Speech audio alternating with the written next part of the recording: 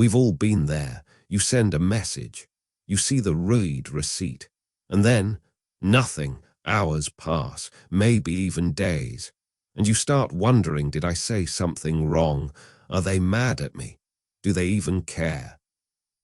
But here's the thing. The person who left you on read, they're not ignoring you because they don't care. In fact, it might be the exact opposite. Let me explain. In a world where we're expected to respond instantly to everything, there's a quiet group of people who just don't. And it's not rudeness. It's not laziness. It's something far more psychological than you think. First, let's talk about mental bandwidth. Some people process communication differently. When they read your message, they absorb it fully. They think about it. They consider their response. But here's the catch. They need the right mental space to reply. And in that moment, they just don't have it. So they wait. Not because they forgot you, but because they want to give you a thoughtful answer, not a rushed one. Imagine this. You're at work, stressed, overwhelmed. A friend texts asking how you're doing. You read it, you feel it. But responding with "I'm fine" feels shallow. So you wait until you can give them the real answer. That's not neglect. That's emotional honesty. Then there's the overstimulation factor. We're bombarded with notifications all day long.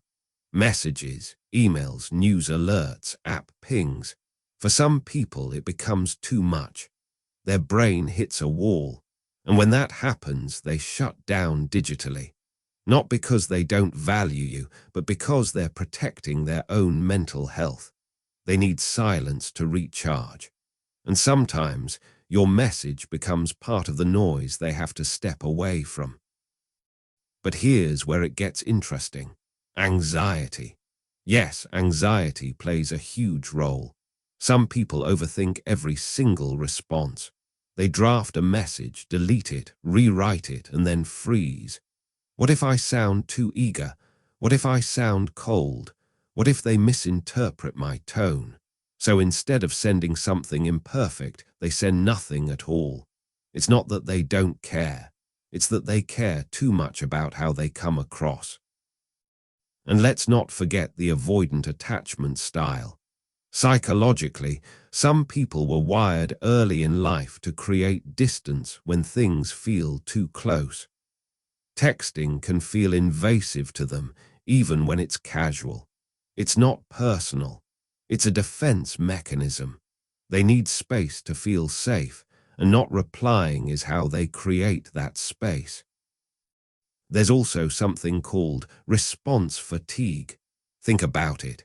How many conversations are you expected to maintain at once? Friends, family, co-workers, acquaintances. For some people, the pressure to keep up with everyone is exhausting.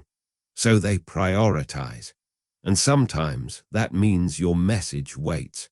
Not because it doesn't matter, but because they're running on empty. Now here's the twist. The people who don't text back immediately. They're often the ones who value deeper, more meaningful connections. They'd rather have one real conversation than 10 shallow ones. So when they do finally reply, it's with intention, with presence, with thought.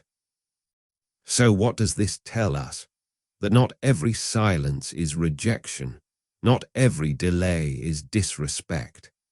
Sometimes the people who take the longest to reply are the ones thinking about you the most. And maybe, just maybe, we all need to give each other a little more grace in a world that demands instant everything. So next time someone leaves you on read, ask yourself this. Are they ignoring me, or are they just human? Because the answer might surprise you. Now I'm curious. Are you the instant replier, the thoughtful pauser, the anxious overthinker, or the space needer? Drop a comment and let's talk about it.